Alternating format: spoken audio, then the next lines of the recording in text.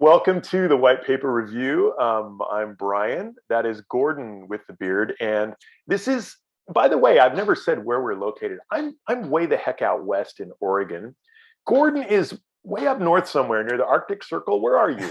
Not quite that far, but I'm about a day's drive north of Toronto on the Canadian side across from the Upper Peninsula of Michigan. So if you know Lake Superior, Lake Huron, I'm pretty well where they meet. Yeah, and anyway, so we're really spanning the continent with this white paper Yeah, review. You know, we're spanning a continent of white papers. Basically, we can claim that. It's the only show doing that. Well, anyway, Gordon, let's see if I can do this from memory. I always have Gordon introduce himself. He is known as that white paper guy. In fact, that's thatwhitepaperguy.com is your website, right? And this guy, he first of all, he's written white papers for dummies. Do you have that book around there? Hold that up. That is a terrific book. I read that book, and it's very, very good. That was the most in-depth book I've read on white papers. But he's also written over 300 white papers for huge clients, big software companies, small manufacturers, consulting firms, every kind. So this guy really, really knows white papers. And in fact, as I was learning about them, I was on his site. He's got a terrific website. I read just a ton of his stuff. And Gordon, who am I? Can you introduce me? Who am I? Brian Boys, and I think that Brian's sort of like in a way the other side of the coin for me. I always make these things sound like so complicated and so challenging, and Brian's got a book that says write a white paper in a day, and Brian's got a really great product to help you write a white paper, sort of get over the hump by using an online app, and he's so refreshing. Brian's got an background writing in agencies, and he's also done a lot of media production, including lots of videos before. And I think together we have, even though we have maybe a different approach to how long these things should be, like we really agree on what should go into them and what makes them good and what makes them terrible. Yeah, exactly. It's amazing how much we've agreed, you know. And of Yeah. course, if Gordon disagrees with me, I'm probably going to defer to Gordon. But anyway. So the format of the show is basically what we do. The whole point of it is to teach you who's watching it to learn something about white papers. And actually, I learn something every time as we do Yeah, me these. too. So we'll take one. We'll kind of start off with the white paper that is a good example. And these are some things as you're writing your white paper you should follow, or they do the basics really well. And then we'll follow that by the other guy will present a white paper that either it needs some improvement or it's just horrible. And he's hated this white paper. And finally, it's his chance to tell the world what's wrong with it. That's actually what happens. That's kind of fun. So that's in the second half. So I'm gonna kick it off really quick here. So the white paper, the good example that I'm gonna kick off talking about today, it was done. It was actually sponsored by Autodesk, and it was written and produced by the Harvard Business Review, which is really among respectable business publications. I mean, they are right up there. You know, if you say you've gone to Harvard Business School, that's pretty good. And so I was looking at their white papers, and you'd think, well, they're coming at it very much from a journalistic mindset, and it might be kind of dry, very, very dry theoretical stuff, because of the academics of Harvard. But it's actually, I really like this one, and it's a very complex issue. And again, it's the title doesn't necessarily, put that twinge of fear in you, and yet if it's aimed at companies that design and build factories. And so they would know the headaches when things do not collaborate. And it's unbelievable, as you can imagine, what it takes to build a modern factory. It's mind numbing, the detail that it takes. And the huge problems with, if you don't do it right, it's going to cost you millions of dollars, either in rebuilding the factory, tearing something down, or redoing something, or in delays. And you're waiting. You cannot manufacture your product if your factory isn't up and isn't working properly. And so the title of this, again, as you can see it, it's breaking down the barriers to more collaborative factory projects. It's an 8-page white paper plus a cover. it has an introduction at the beginning. I'm going to talk about that in a second. And then at the very end, it talks about Harvard Business Review and their services for doing these white papers. Um, the the introduction, which it really serves well as an executive summary, is it explains the problem, the idea of factories.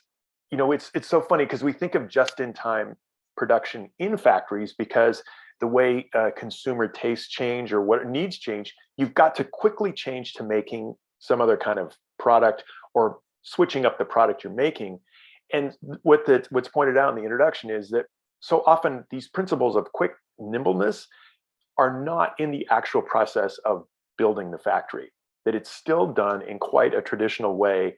And when we say traditional, not like 100 years ago, but maybe 20 years ago, the way data, all the different, the data is siloed, and all the different parts, the designers, architects, people that are going to be putting in the machinery, there's many parties that has to work, and they're all kind of siloed in their data. It's not working together.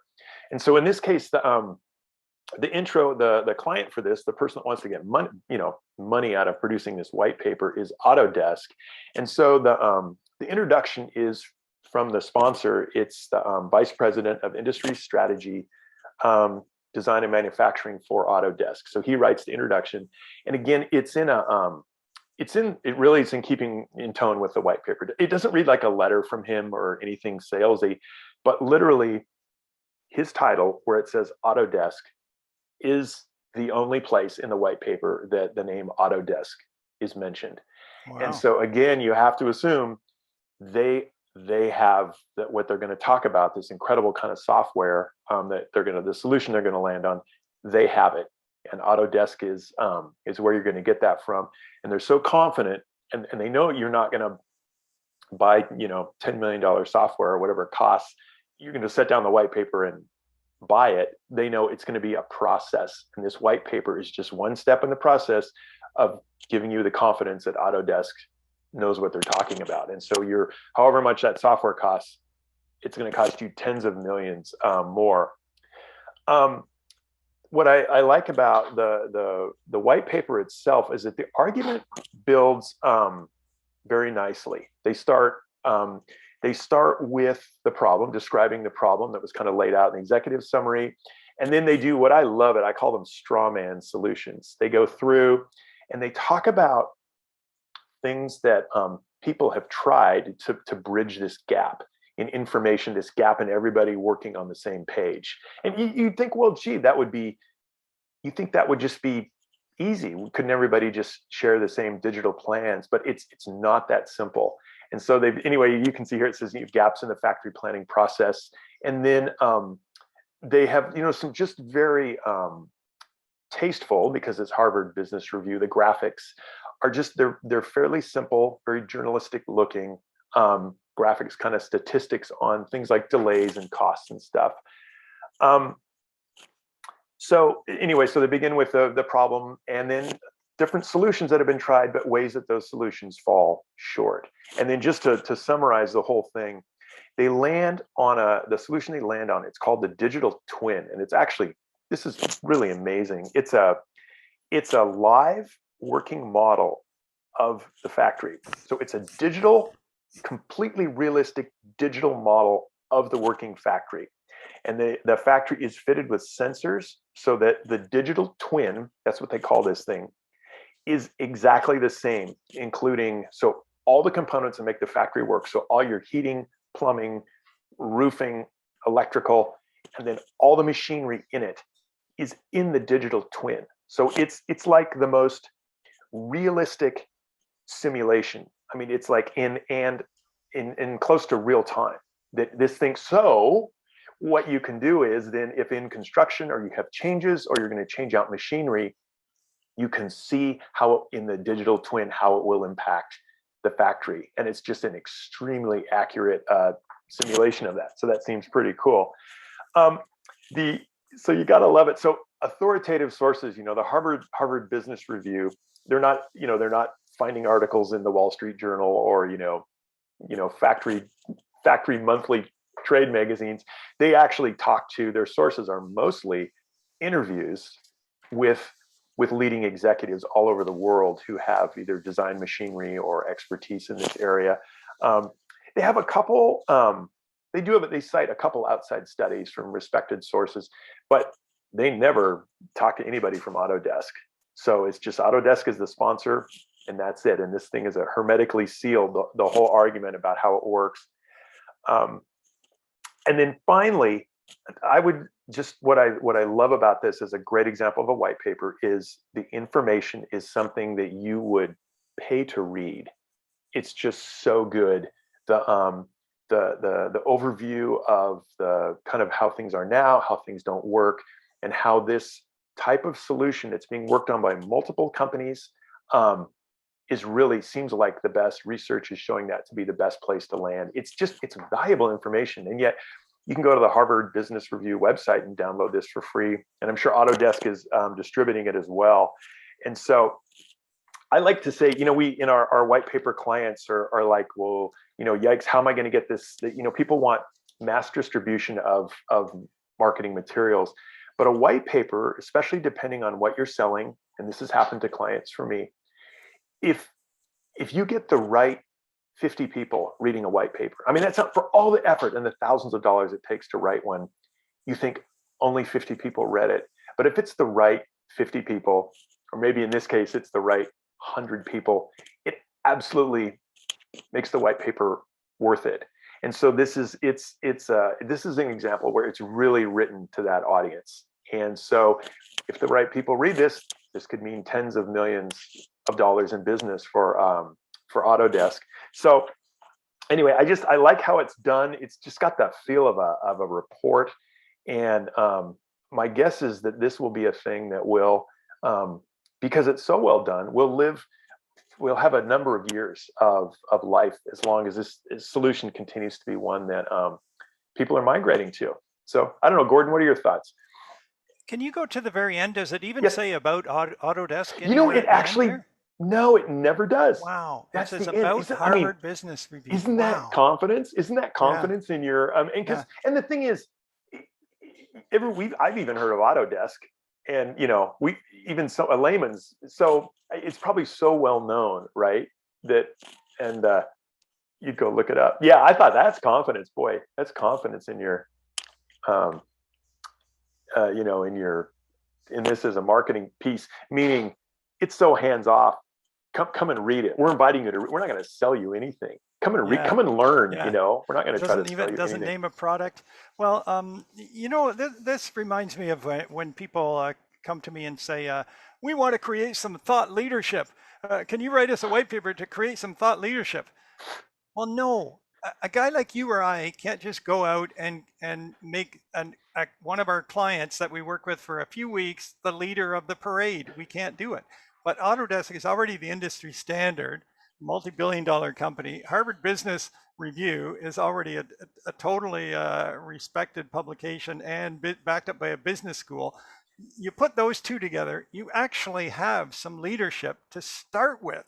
So Right. whatever they say will be interesting and people will pay attention to. Yeah. And I mean, I always say you can build your authority by writing white papers, but exactly, you will not be an industry leader, but it's a great way to start building if you want to get there. Yeah. Start, and put your name as the author, and but exactly, because everybody wants to lead the parade. So if it was that easy, it's not going to be that easy because everybody wants to do it. So anyway, so good example. Well, and as far as the design on that one goes, we often spend a few minutes talking about the design.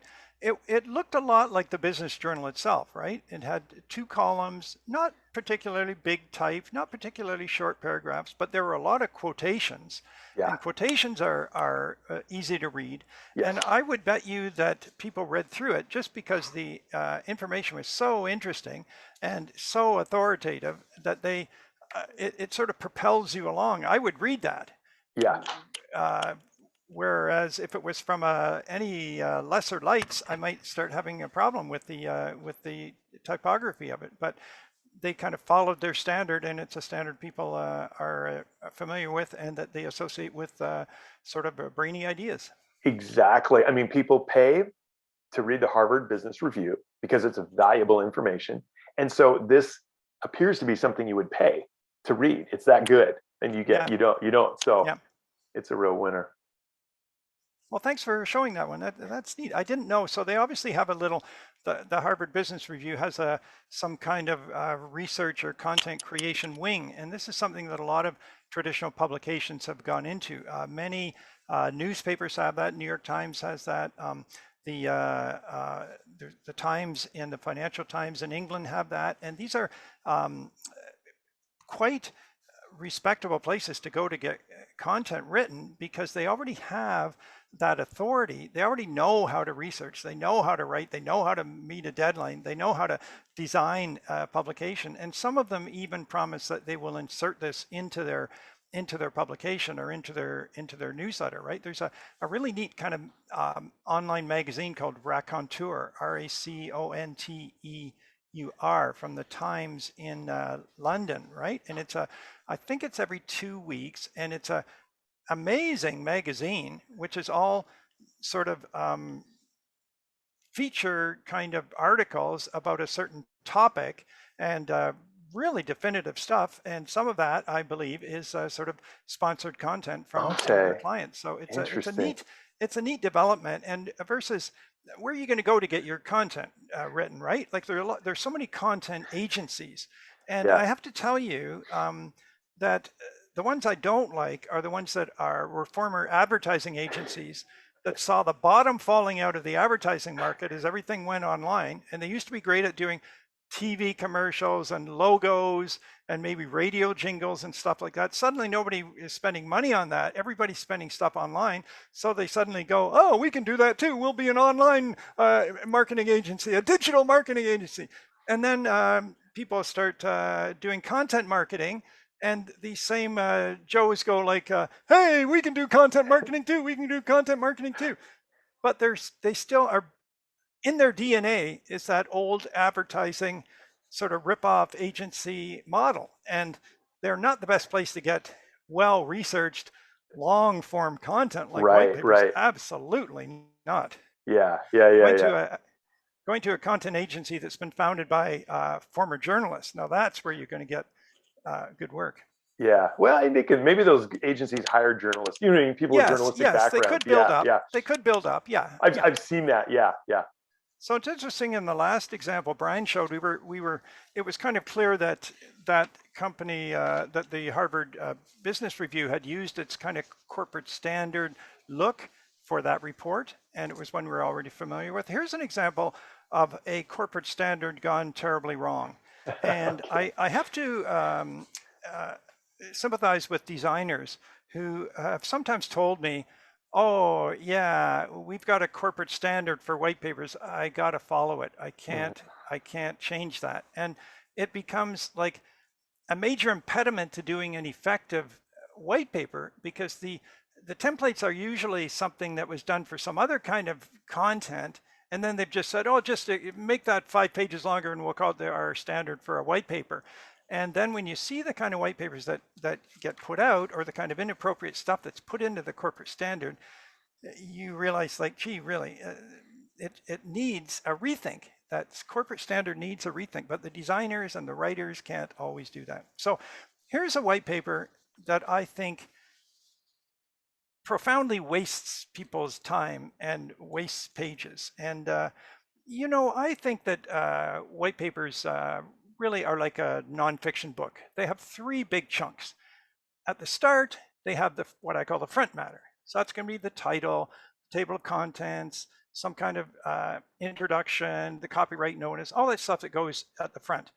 At the back, they're going to have about the company and the sources and maybe the conclusions that wrap it all up. In the middle is the main body. It's kind of like you've got a piece of bread on top and a piece of bread on the bottom, and in between you've got the meat and the cheese and the tomatoes and the lettuce and all the goodies, right?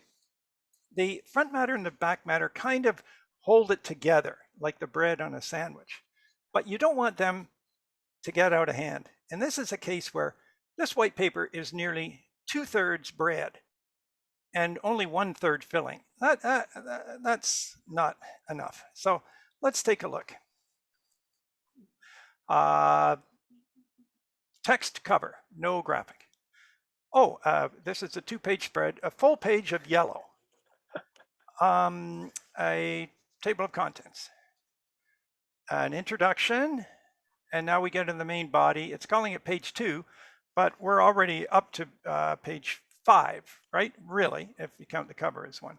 I'm not even going to talk about the design yet of the this unreadable text, but here we go. Main copy, some bullets. Okay, there's about the product. Here's a page of phone numbers. Oh, another page of yellow, and then there's about the company and, you know, some more phone numbers. And this white paper is 10 years old, so I certainly hope that they have changed this corporate template in that time. But let's do a little count, shall we? Okay, we've got cover. We've got blank page of yellow. Now, I absolutely hate blank pages. Most white papers are read on the screen. So what are you making everybody do? Scroll through this patch of a color. You know, I like yellow. It's not a bad shade of yellow, but you're making people scroll through that to see what might be following. Absolutely not needed. If some poor sap is actually printing this out, you've just blown through all the yellow in their cartridge. You know, they're probably going to have to go out and buy a new one just to print that. Totally useless page. Okay, page 2. Page 3 is a table of contents. Well, you sort of need that. But there's a lot of white space at the bottom. You could put some more things in there, like the copyright notice and about the company and stuff like that.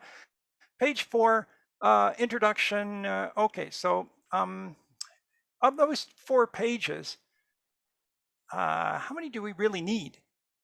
We need a cover, and if you're not going to have a graphic on the cover, why not put the table of contents on the cover? You know, so that could be 1 page. You save that page, and then you get down to the introduction, the executive summary. Okay, that's fine. Now we're doing the main body. Okay, we got defining the terms, the value of SaaS, ROI, and now we get to the product blurb. Okay, so I'll give you some space for about the company, about the product. That's fine. Now, how about this page of phone numbers? Let's do a count anyway. We've got about the company. We've got the page of phone numbers. That's 2. We've got another page of yellow. And then we've got about Symantec and some more phone numbers and the copyright notice and everything, right? So that we have 4 pages of back matter. Is that the end? I hope that's the end.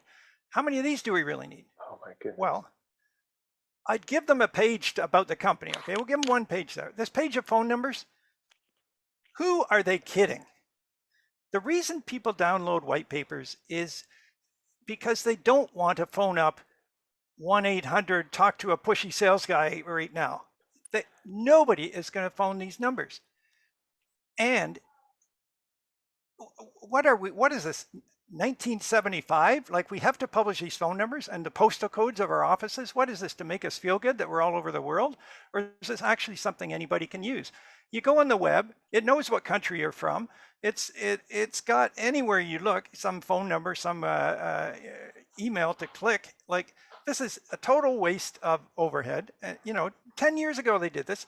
They didn't need this 10 years ago.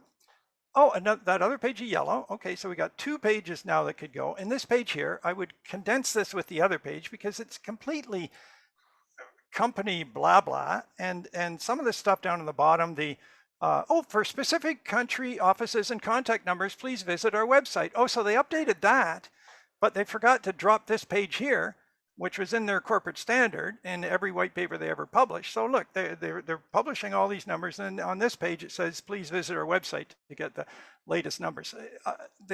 This page doesn't know what that page is saying. And this page here about Symantec Cloud doesn't know what this page here about Symantec Cloud is saying.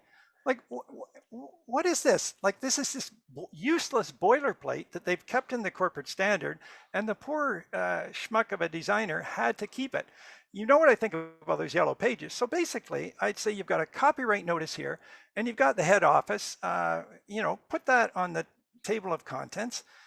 You can get rid of this page, get rid of that page, get rid of the phone numbers, and I'll give you 1 page. So we've just saved 5 pages of useless overhead. Absolutely useless overhead. I hope that you agree with me, because I don't see any redeeming. I don't see any redeeming value in any of those pages. As you click through it, In fact, can you go back and show me where the actual content of the white paper is? Defining the terms. Okay, Defining the here we terms go. is There where we it go. starts. Okay, okay.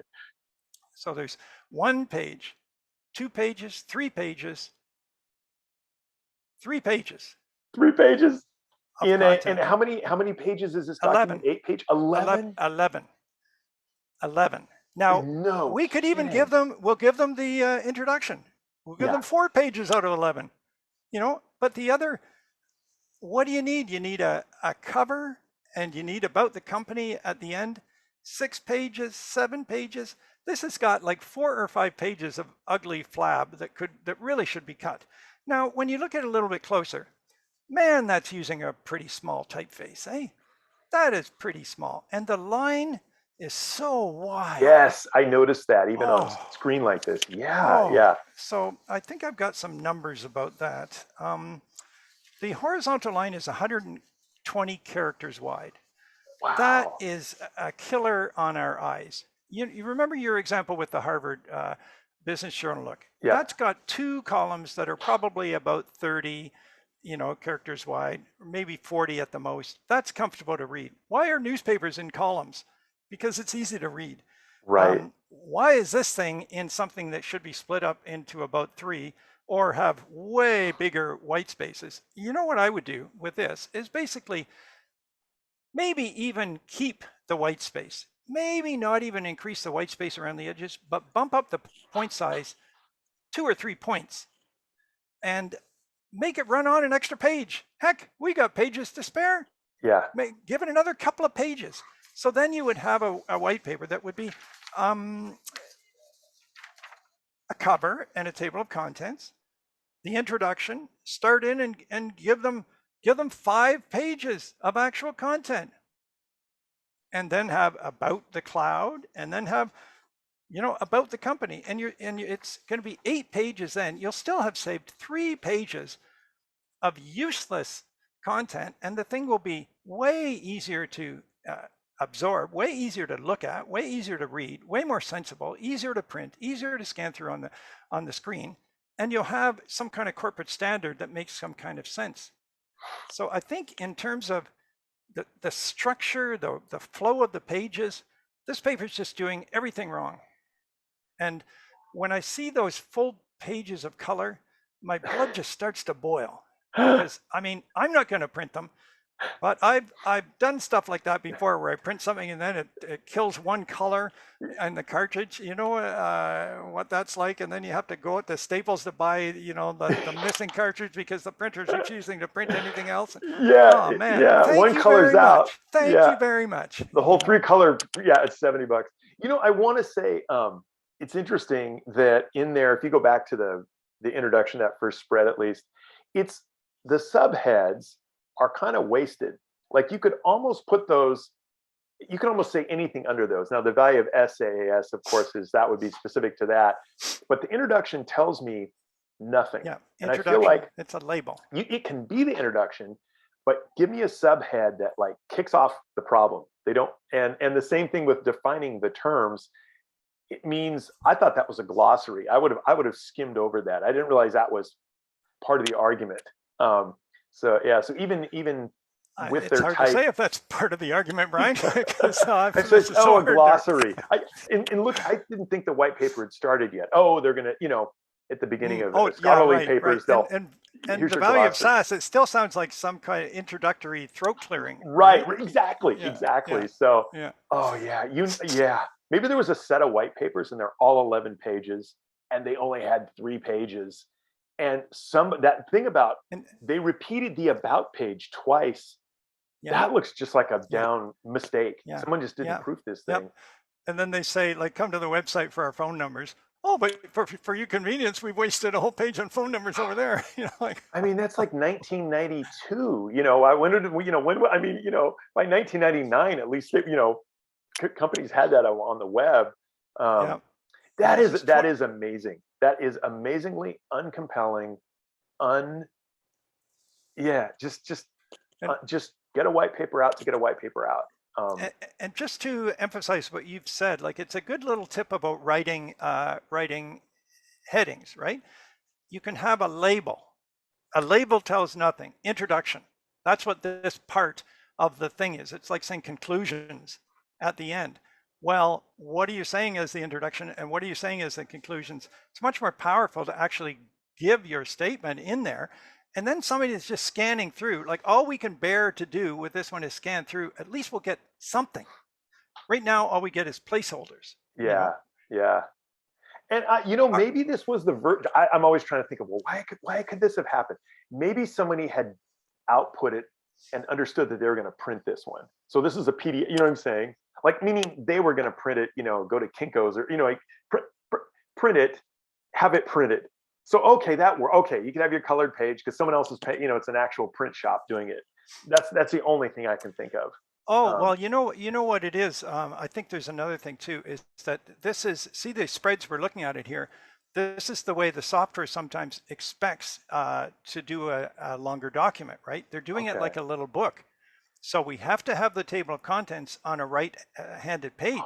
We can't have it over on the left. So what are we going to do on the left? Well, we can't just say this page intentionally left blank. We'll just fill it up with color. Oh, how nice. And it's the same as at the back, right? Like they can't, the pages don't just fall where they fall, because this was not, another reason it's so primitive is because it was not designed for the screen at all. Totally designed for being printed and as a little book, which I know some software is like that. So if you take like a standard crappy template you get for doing a document from some software, and even InDesign has these, and it makes it like a little book, it'll start stuffing in pages where you have no need for them, but so that to make it an even number of pages or a nice number of pages or things falling on the right side of the spread. But nobody looks at these things like spreads anymore. We're doing it here on the screen just to fill up our screen. I totally missed this down here, this little summary. Look at that summary. Oh, I totally missed that. I have looked at this thing so many times. Oh, that's but so like there it is tucked in the bottom. Okay, great. I can't even comment on the writing in here. I think the writing is probably, competent. But it's been so smushed and sliced and diced and destroyed by the corporate template that I can't imagine too many people reading this. Can you? It's a very generic problem. I mean, SaaS is massive. That's like, how many thousands of software companies? I mean, that's probably the majority of software companies. Now, maybe this was a few years ago, but that is just like. Well, I was writing about. I mean, it's almost like arguing for public transportation. You know what I'm saying? Like it's so dual. Okay. What does this accomplish for anyone specific putting this out? And would it have killed them to put a picture, right? Like they've got all this white space. Where they do have white space, they don't use it. It's just bland. There's a half a page. There's a page and a half. There's a bit. There's a bit. There's another page. Like, would it have killed them? Like to get some clip art in there. Dry. So that's one. That's an example of designers, please push back against the corporate standard, and because there's no point working on something that's not going to work, right? You're doomed from the minute that they hand you this this corporate template and say, oh, we've got a white paper coming along, make sure it follows the template. You are doomed.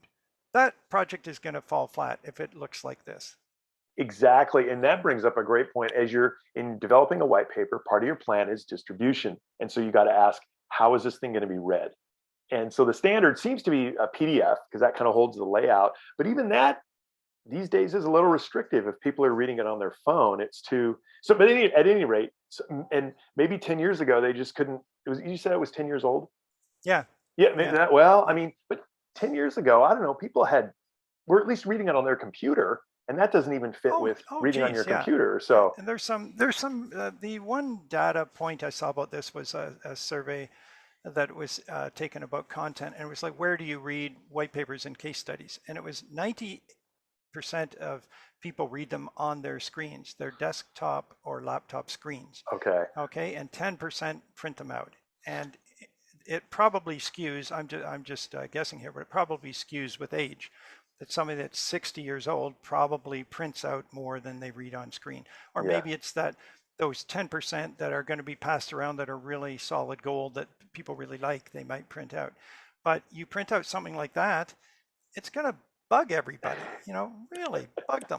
And the blank page for your notes, that blank gold page, you can just take notes about the rest of the white paper. So there you see, and that's a big, we pick on big companies. We mostly pick on big companies for ones that need to be improved. And we're always so surprised with the resources available to a big company like that, Symantec, why it wasn't better, why someone didn't kind of missed some glaring problems with that one. Well, anyway, thank you so much if you watched this far and you're still hearing us talk for the white paper review. You can tell Gordon and I love to do this. We want the purpose of watching this for us to do this, as opposed to we just like chatting with each other, is to teach you to become a better white paper writer, or maybe to take that, put your toe in the water and write your first white paper. And we have, to help you do that, we have some resources below in the notes on the video here on YouTube. Go down. I mean, we've got stuff. There's free stuff. You should get Gordon's newsletter. You are going to have access to past issues of that. He's written, like, I think I've said this at the top, the book, the definitive book, which is White Papers for Dummies. I have a thing. If you need to write if you need the minimum amount of learning to write a white paper, I have a tool, kind of a software tool. It sort of runs like a mini course, and it's called the White Paper Writing Tool. And I will interview you through writing your first white paper. And but anyway, there's other, you can check out other videos on my channel, and definitely subscribe. Go look at all the free stuff on Gordon's site, excellent articles, and subscribe to his newsletter. And anything else, Gordon? What have I forgot to mention? Subscribe to that white paper review, the white paper review, so we can tell you when we have more episodes up, because there's lots coming. I think we have quite a few in the can right now that we need to get through production, get posted. So if you like it, there'll be more coming. Yeah, and very last, if you've come across a white paper that you think we should review, or at least consider, I'm not going to say we're going to do it, but send it. I've got my my emails down there, and you can shoot that to me, and I don't know, it might be a great one. So we'd love to hear from you. So anyway, thanks for watching. We'll see you next episode.